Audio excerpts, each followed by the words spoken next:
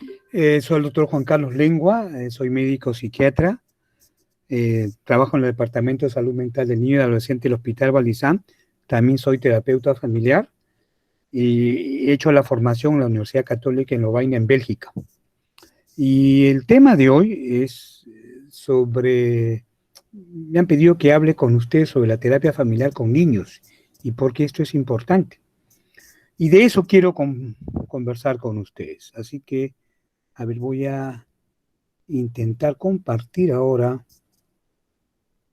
un ratito.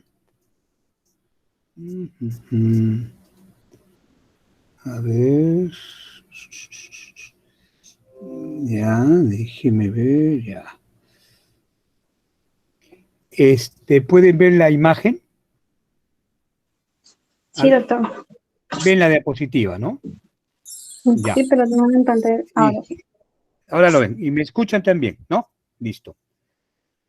Vamos a comenzar. Vamos a hablar sobre la terapia sistémica con niños. En realidad, vamos a hacer un compendio. Es un tema bastante amplio. Mi intención es que conozcan algunos aspectos básicos del trabajo familiar sistémico con niños. Bueno, si alguna vez ustedes han observado a un grupo de niños cuando juegan, se habrán percatado de una serie de aspectos. Uno, no hay personas más creativas que un grupo de niños cuando están jugando. Son tremendamente creativos. Una cajita de fósforo puede ser un tanque, un par de papitas amarradas con una pita puede ser un tren. Es impresionante cómo emplean la creatividad en su juego. Y uno también se impacta con el sentimiento y el compromiso que le ponen. Es algo bien serio y están participando como si fuera realidad. Por eso que incluir a los niños en terapia la enriquece. Incluir a los niños en la terapia familiar la enriquece. Aun cuando es cierto que pueden estar corriendo, gritando, pero ya vamos a ver dentro de un ratito cómo muchas veces esa conducta nos está dando un mensaje. Pero aun cuando a muchos de repente les incomoda el ruido, el movimiento, en realidad, como dijo una psicóloga belga, Edith Tillman, son aliados muy importantes, pueden ser aliados muy importantes.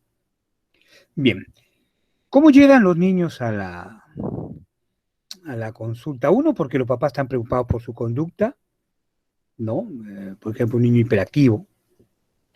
Otro, por un drama que esté pasando a la familia, ¿no? Por ejemplo,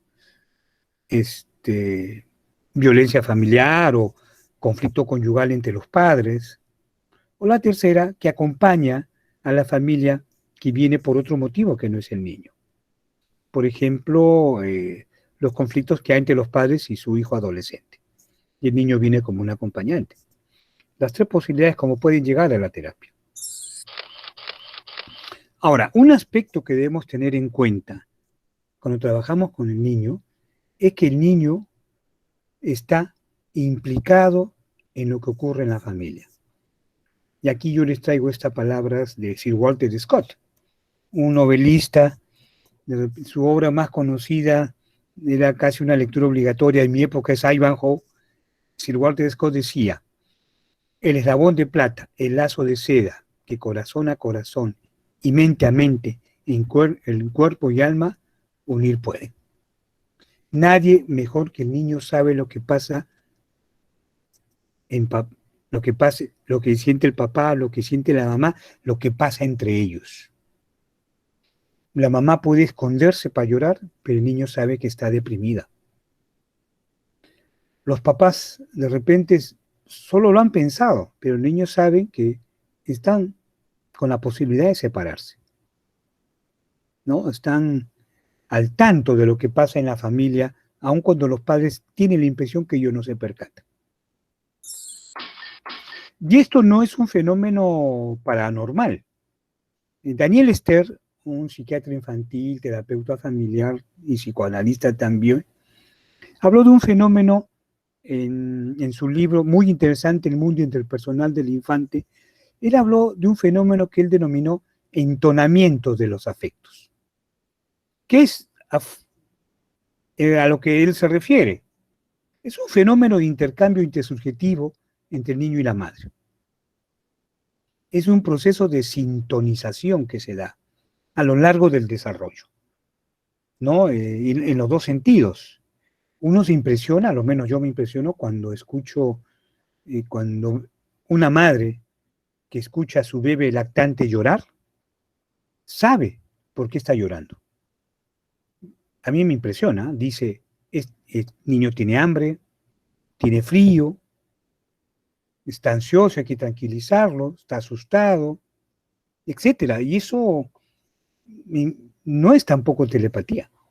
Es lo que él denominaba entonamiento de los afectos. Es este proceso de sintonización, de compartir afectos. De tal manera que los niños pueden saber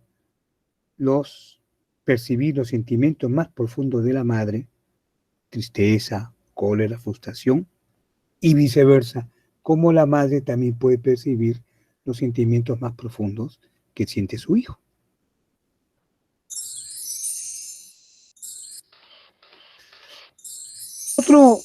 Otra teoría que explica esto que yo les había mencionado, por qué los niños pueden estar al tanto de lo que pasa en la familia, de lo que sienten, lo que hay en los corazones de los padres y lo que hay en la relación entre ellos, es lo que Bowen, terapeuta familiar que comenzó también en el psicoanálisis, llamó la masa indiferencial del yo familiar.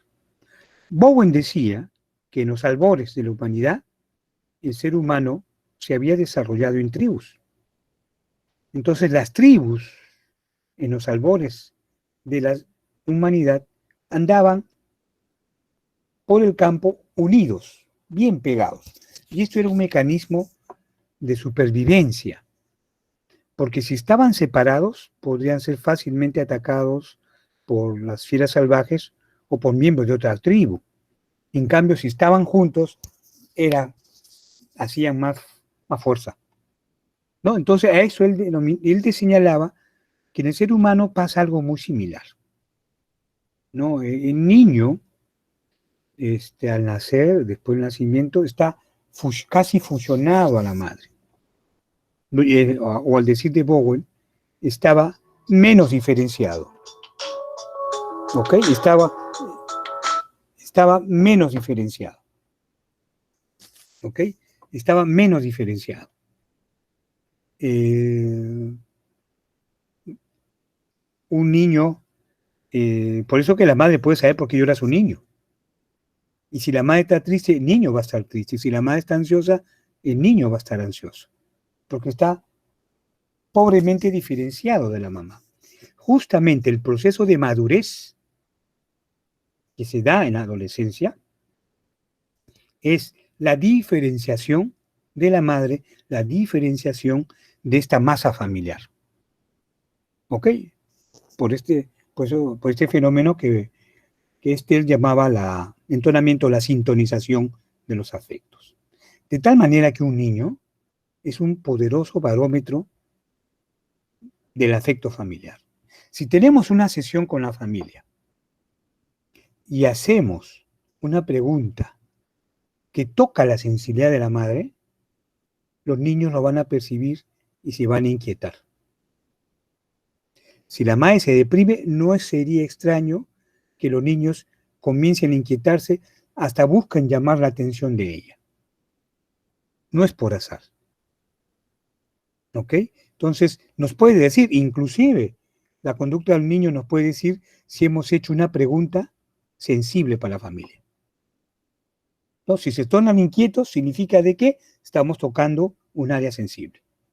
De repente, la mamá o el papá se afectan, la mamá se pone triste, no es extraño que los niños vayan y la consuelen. Otro aspecto que debemos tener en cuenta es lo que decía un pediatra francés, Jalenque. Él sacó un libro muy interesante que habla sobre la ansiedad en el niño. Y él sacó este cuadrito que me parece interesante y que es el que les presento a ustedes. Bueno, Jalenque decía que en el caso de la ansiedad, y esto se aplica para otros sentimientos como la tristeza, por ejemplo, Él decía que la ansiedad se expresaba a un nivel psíquico, lo conocemos, ¿no? El paroxismo ansioso, las pataletas de un niño, que es un paroxismo ansioso, no quiere decir que el niño está ansioso. Se expresa a nivel somático, ¿no? A través del cuerpo, la taquicardia, la enuresis, la encopresis, es una expresión de la ansiedad, ¿ok? A nivel cognitivo, ¿no? Eh, nosotros sabemos que cuando una persona está ansiosa se bloquea, ¿no? Aquel estudiante que ha estudiado toda la noche y llega el momento del examen, se olvidó. Y eso es por ansiedad. Hay un bloqueo cognitivo. Lo interesante es que Yalenque menciona dos aspectos, dos niveles más. Uno, el comportamental. La conducta expresa algo. La conducta nos expresa ansiedad, al decir de Yalenque, pero también puede expresar tristeza, como que también puede ser un mensaje. Recuerden el concepto de comunicación analógica de Václavic. La conducta es un mensaje, es un nivel de expresión.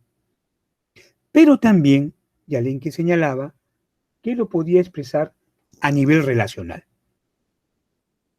Un niño que se inhibe puede estar expresando ansiedad, temor, ¿no? Un niño que está aferrado, ¿no? Como los chicos con carencia afectiva, que son provocadores, que se aferran al cuidador, en realidad están expresando miedo, temor al abandono. Entonces, el niño puede expresar también, a través del comportamiento y a nivel relacional, nos puede expresar un mensaje.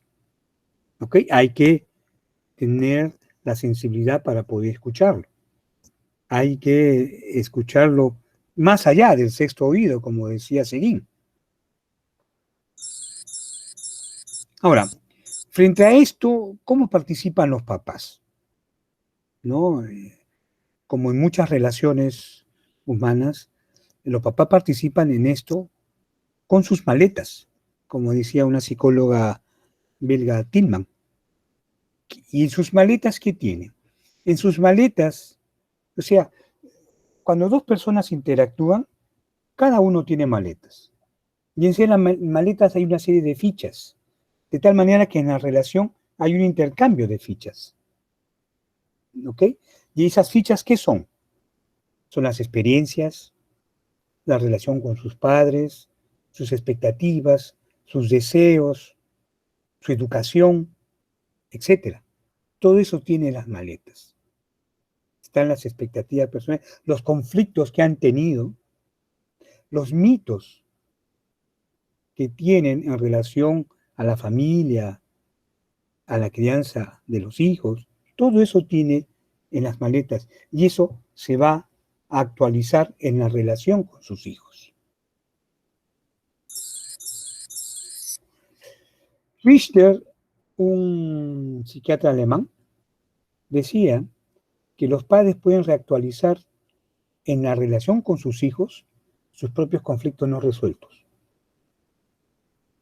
sea con ellos mismos o con sus propios padres. Hace algún tiempo una mamá me decía, doctor, cuando grita yo me quedo paralizada, no sé qué hacer, se me nubla la mente. Así, cuando hablaba de su hija, hablando de su hija, ¿no? Mi hija grita y yo me bloqueo. ¿Ah, sí? Sí, doctor. Y ella, doctor, ella es de carácter fuerte, me decía. ¿Así? ¿Y a quién se parece? Mi doctor, ella ha sacado el carácter de mi madre. Mi madre, cuando yo era niña, gritaba también. Y todos le teníamos miedo. Nos quedábamos calladitos. Pues bien, señora, usted se queda frente a su hija, callada, de igual manera como usted de niña se quedaba callada frente a su madre. Es decir, estaba reactualizando su conflicto de su madre, la estaba realizando con su hija. ¿Ok? Eso puede ocurrir, eso es lo que puede tener en las maletas. Entonces, estábamos hablando hasta ahora de una relación entre dos. Pues bien, pero hay relaciones entre tres también. El niño puede formar parte de una interacción triangular. Es lo que se llamaban los triángulos. Sistémicamente esto se conoce como los triángulos. Y bueno, hay varias variedades de triángulos que se describen dentro del modelo sistémico. Uno de los más conocidos es el que habla Halley, que lo denominó el triángulo perverso, y no es que tenga algo de satánico, nada de eso. Se refiere a una relación triádica en donde dos personas de un nivel superior triangulan con una persona de un nivel inferior. De tal manera que uno de los miembros de la triada de un nivel superior hace una alianza o coalición con un miembro de un nivel inferior contra el otro de un nivel superior. Por ejemplo, una empresa tienen al gerente general, el hijo del dueño, muchacho joven, con maestría, y el subgerente, una persona que ha comenzado desde abajo, que conoce todo el funcionamiento de la empresa, que lógicamente está resentido porque él siente que ha hecho todos los méritos para llegar a la gerencia general, que lo tiene el hijo del dueño. Bien, él puede hacer una alianza, una coalición con el secretario general del sindicato para ir contra este gerente general y demostrar que es un incapaz.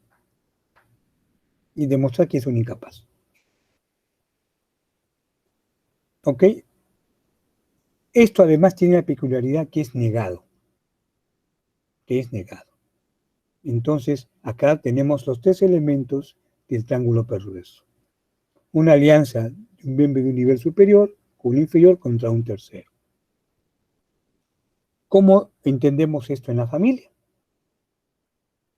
Resulta que un niño viene a la consulta con la familia, 9 años, ¿no?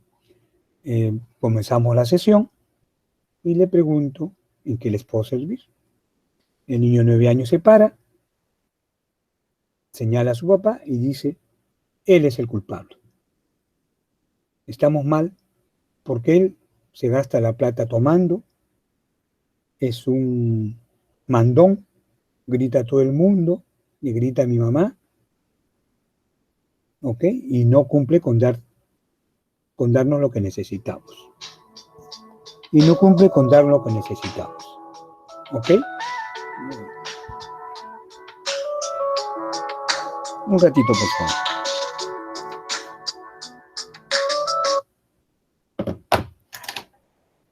Y no cumple con darnos lo que necesitamos. Entonces, todos nos quedamos sorprendidos de lo que este niño decía. ¿No? Es un caso, una familia donde el niño hablaba lo que realmente la mamá sentía, ¿no? Pero era negado, porque cuando la mamá nos decía, ¿sabe qué, doctor? Mi niño efectivamente dice esas cosas, pero eso está mal. Yo lo castigo porque le falta el respeto al papá. Pero señora, es lo que usted piensa. Sí, doctor, pero está mal porque le falta el respeto al papá. Sin embargo, el niño está hablando lo que la mamá siente. Ese es un triángulo perverso. No, un triángulo perverso. Es de que había descrito Cali. También hay otro que describió Minuchin, que es de la teoría desviadora, en el cual una pareja puede tener conflictos, conflictos tan fuertes que puede llevar a la separación. Y justamente en ese momento, uno de los hijos comienza a tener bajas notas, de tal manera que ahora discuten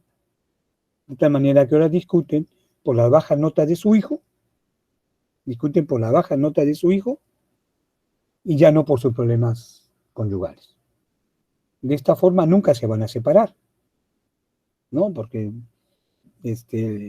los dos tienen que cuidar al hijo que está enfermo, ¿no? Y él no se va a poder curar tampoco. Entonces se ha ubicado en medio. Okay. Están triangulando con este niño, ¿no? Que como se percatan, al estar en medio, se está sacrificando por los padres. Ya. Entonces el niño se sacrifica para evitar la desintegración.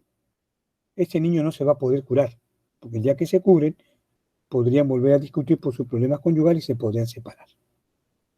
¿Ok? Entonces, ustedes se percatarán que en los dos ejemplos, el niño se sacrifica por la estabilidad del sistema.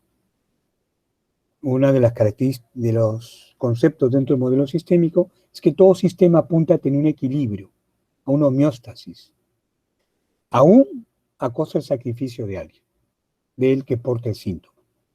Muchas veces el que porta el síntoma le da una estabilidad al sistema.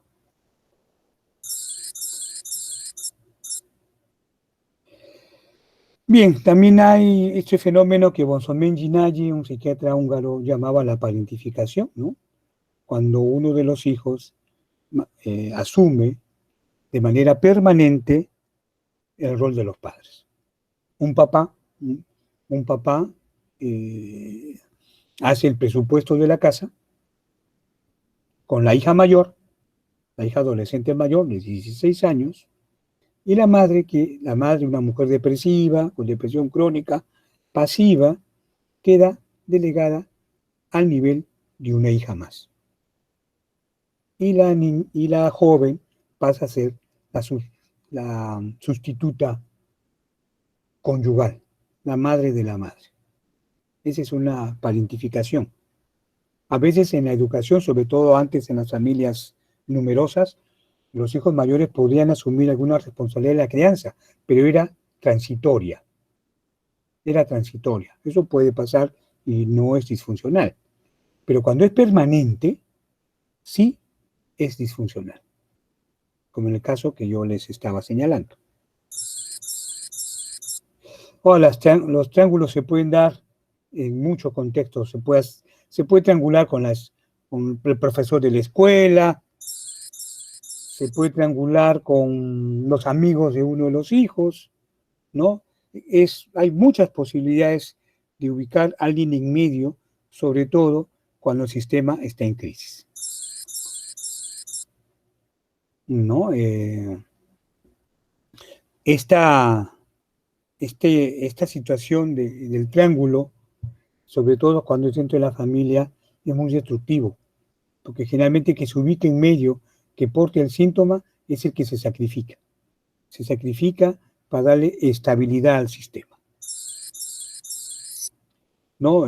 También puede haber triángulos bueno, esto ya no se ve tanto, pero en las familias numerosas también se podría triangular con el hijo mayor, por ejemplo, también, ¿no? O en las familias uniparentales, ¿no? Se triangula con el hijo que está con la mamá.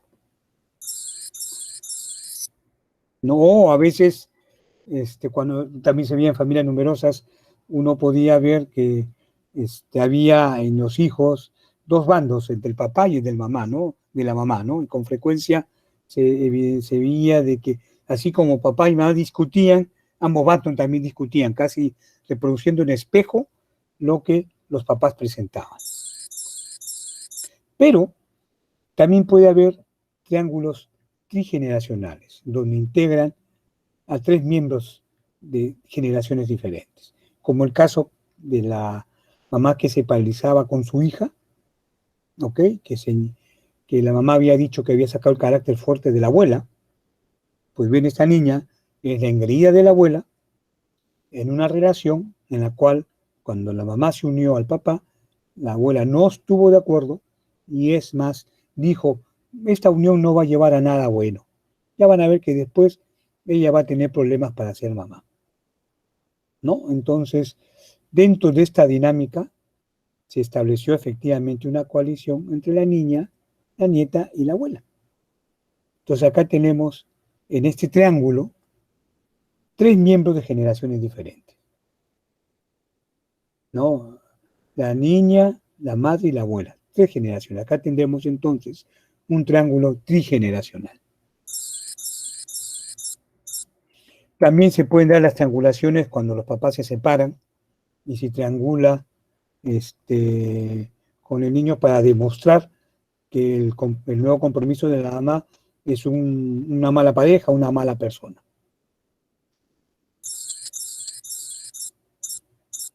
Entonces, aquí nosotros observamos cómo dentro de esta interacción, de este juego relacional, el niño desempeña varios roles.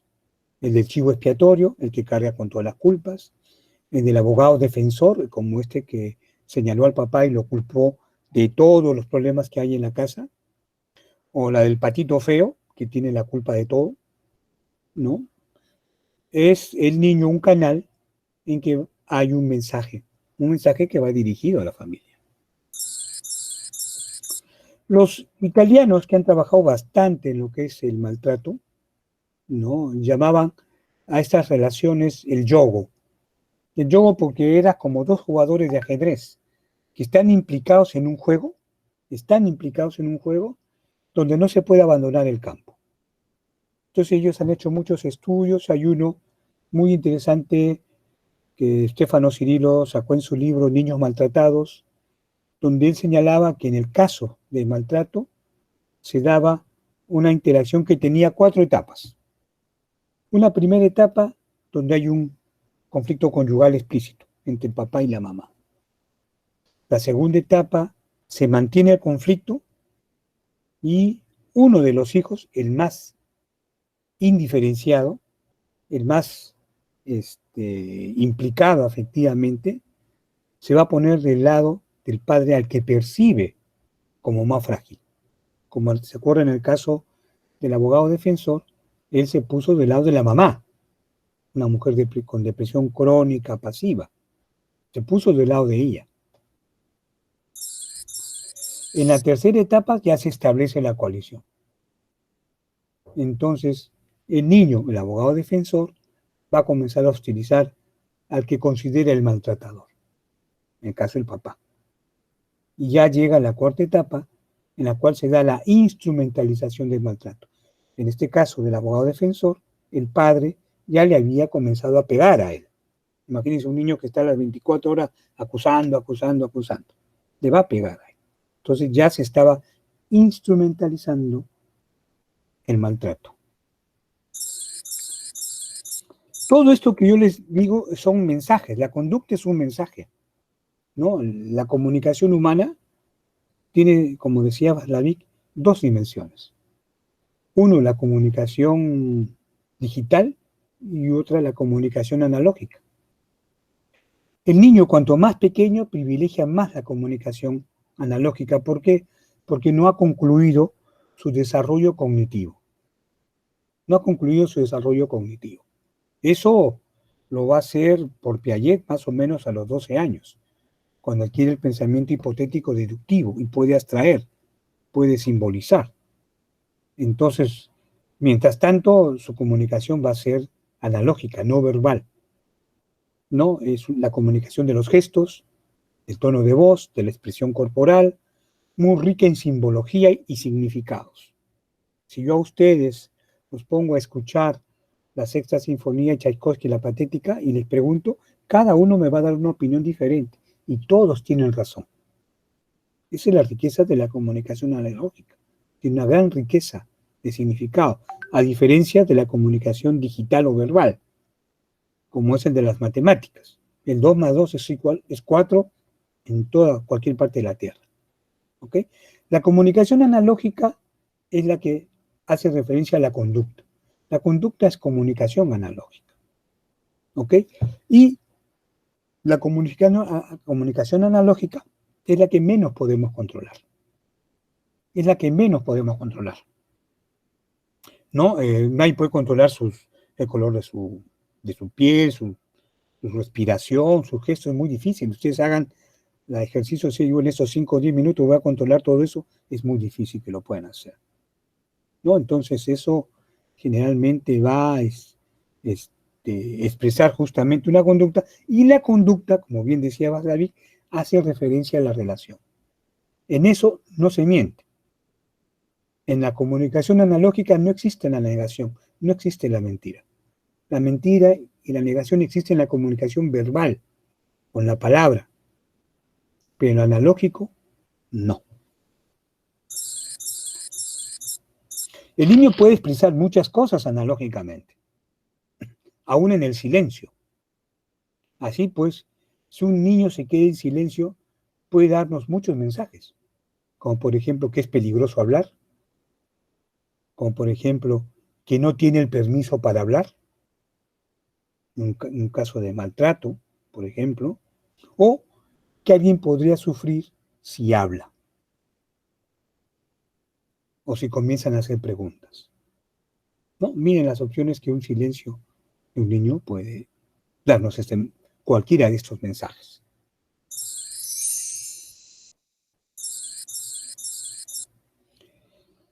Hay un concepto de un pediatra inglés, Donald Winnicott, sacó un libro muy interesante que se llama Juego-Realidad, y él señalaba, ¿no? Esto va de la mano con este concepto que habíamos estado hablando de la comunicación analógica, y él decía, Winnicott, que entre el ser humano y el entorno hay un intermedio.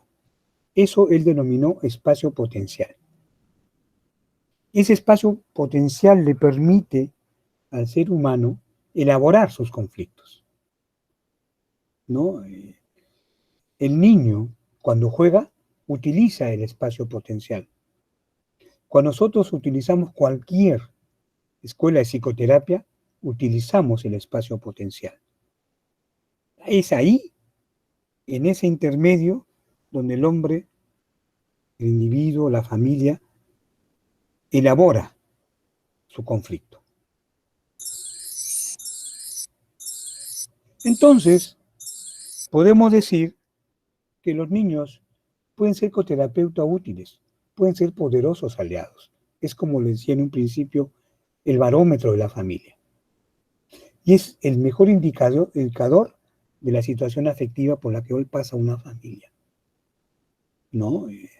El niño nos puede decir con su conducta, con el juego, con el dibujo, nos puede dar la información que nosotros necesitamos, ¿no? Recuerdo el caso de un niño que hace muchos años me llegó a la consulta, que estaba en silencio. Un ratito, por favor. ¿Aló? Sí, disculpe, pero estoy en una clase. Llámeme en media hora, por favor.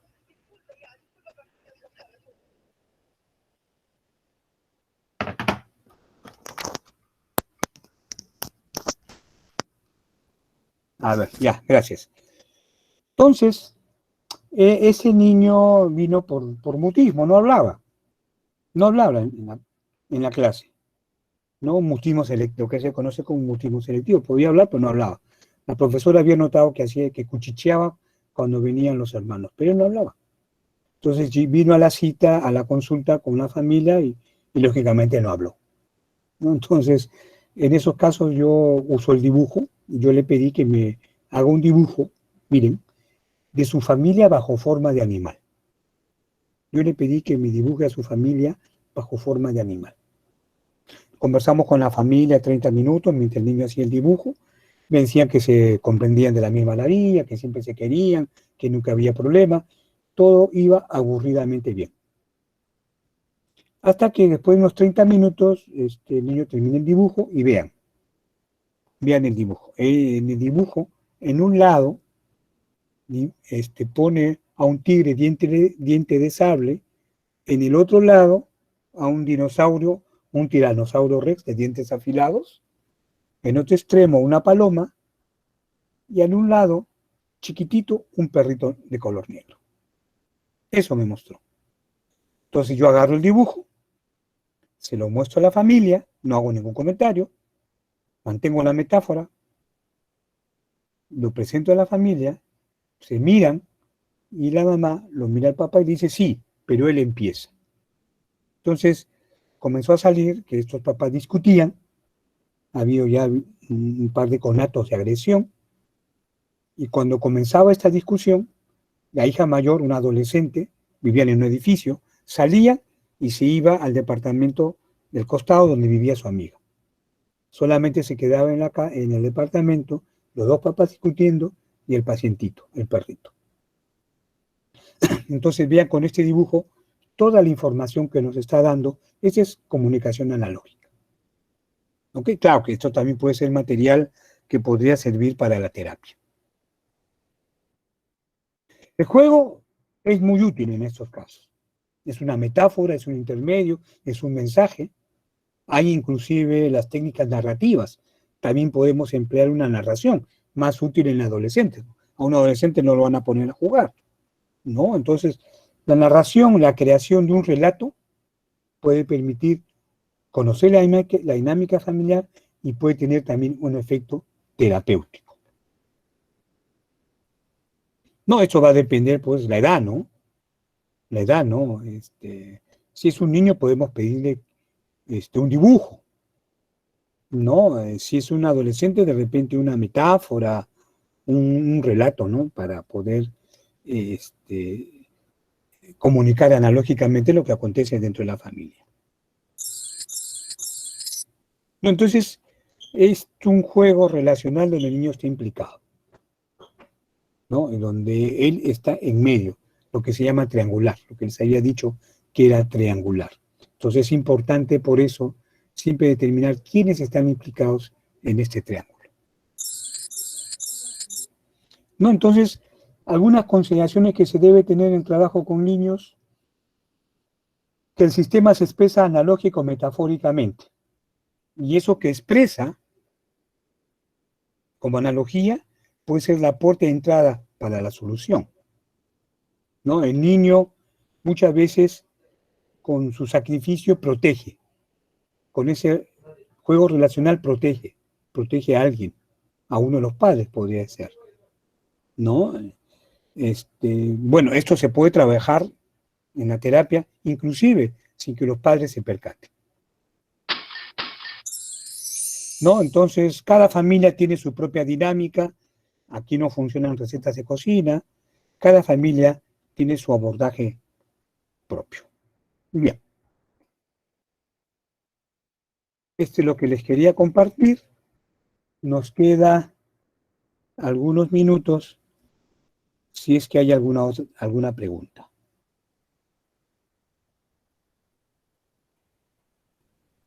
¿Alguna pregunta?